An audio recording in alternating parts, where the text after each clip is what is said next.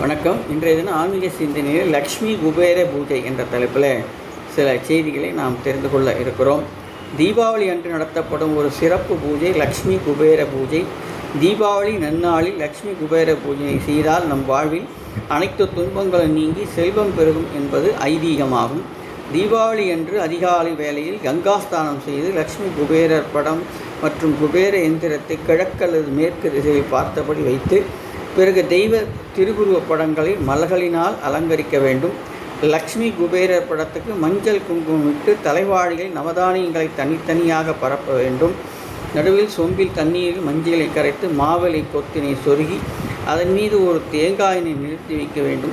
வெற்றிலை, பாக்கு, வாழைப்பழம் முதலான நிவேதனப் பொருட்கள் பூஜை அறையில் வைத்து ரூபாய் நோட்டுகள் மற்றும் சில்லறை நாணயங்களை கலசுக்கு முன்பாக வைக்க வேண்டும். மஞ்சளை பிள்ளையார் பிடித்து அருகில் வைத்து விநாயகர் வழிபாட்டோடு பூஜையை தொடங்கி குபேரனுக்காக மந்திரங்களான குபேராய நமக, கணபதியே நமக, தனபதியே நமக என்று துதித்து உதிரிப்பூக்களை கலசத்து மீது போட்டு அர்ச்சனை செய்ய வேண்டும். இதுவே லக்ஷ்மி குபேர பூஜை என்று அழைக்கப்படுகிறது. நன்றி.